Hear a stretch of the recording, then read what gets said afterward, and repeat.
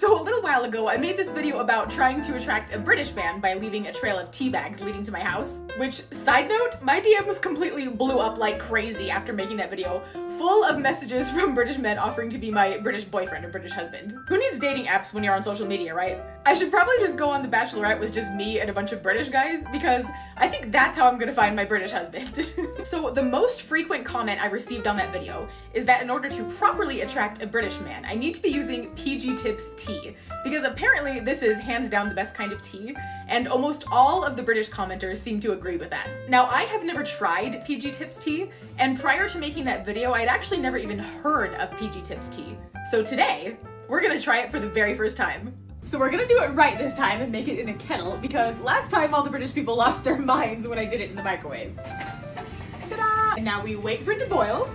Doo-doo-doo. This is taking forever. I'm not patient enough for this. Oh, I think it's ready. It's ready! Time for tea. So we have our PG Tips, and we're gonna drop it in the teapot, like so. Now, does it need 1 or 2? What is the correct amount of tea bags for a teapot of this size? We're gonna go with 1 for now, just so we don't overwhelm ourselves. And now we're gonna take our boiling water and pour it into the teapot. So those of you that lost your minds when I heated up the water in the microwave last time, my question for you is, why does it matter how you heat up the water? Is hot water not hot water regardless of how you make it? Why does it matter so much if you heat it up in the microwave or on the stove? That's what I want to know, so let me know. It sounds like someone's peeing in a toilet. Why is it coming out like that? It's coming out like in squirts. Why does it come out like that at the end? Okay, well, that's awkward.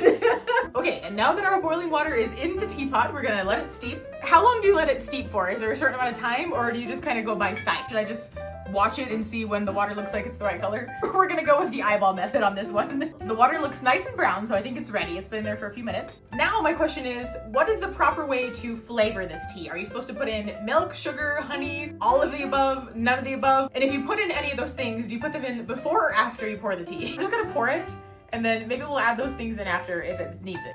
I love that sound. The sound of fresh tea being poured into a teacup. Oh, did I fill it too high? That might be too high if I need to put in milk or sugar. That's all right, we'll make it work. Okay, I Googled it and it says, enhance your tea with milk and sugar to taste. So we're gonna do what Google says, and Google we trust, right? We're gonna add a little bit of milk and a little bit of sugar. So I don't know what the proper amount of milk is to add, so we'll go with just a dollop, just a little bit of milk, like so. I think that's good. Yeah, that should be good. And then we'll add a little bit of sugar. How many spoonfuls do you think I should add? 2? We'll go with 1 and 2. All right, give it a mixing, and then we'll try it. Tasting PG Tips for the first time. I'm pretty excited. Oh wow, that is good. I don't drink a lot of tea, but I like this. This is good. It has a nice, rich flavor without being too overpowering. It's nice. Classic black tea. Now, I don't know what the proper way is to talk about tea flavor, so let me Google it really quick so I can speak about it intelligently. Okay, Google says it is a full-bodied black tea with a slightly malty flavor, not overly bitter, and good with milk. Okay, so it's a good thing I added the milk. You are supposed to add milk to PG Tips, apparently, to balance out the flavors. Okay, so let me try this again and speak about it as a British person would. Ah, yes, it's a nice, full-bodied black tea with a slightly malt flavor, not overly bitter, nice balanced taste, a classic British staple of PG Tips tea. In all seriousness though, this is actually a very good tea. I can see how people say that PG Tips is the best. It's just a nice classic flavor, not too strong, not too overpowering. Coming from an American, that's a good tea. It has the American stamp of approval.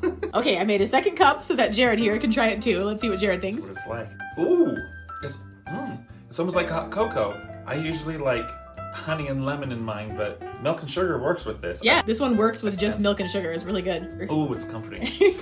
A nice, hot, comforting tea on a cold winter day. This is perfect for that. Oh yes. Oh yes. Okay, so overall, we like the PG Tips tea. I would say the PG Tips tea has the American stamp of approval. So what would be another good tea for us to try? What's another really popular tea in the UK that would just be like a staple of British culture? What else besides PG Tips should we try? Let us know. I want to try more tea. This was good.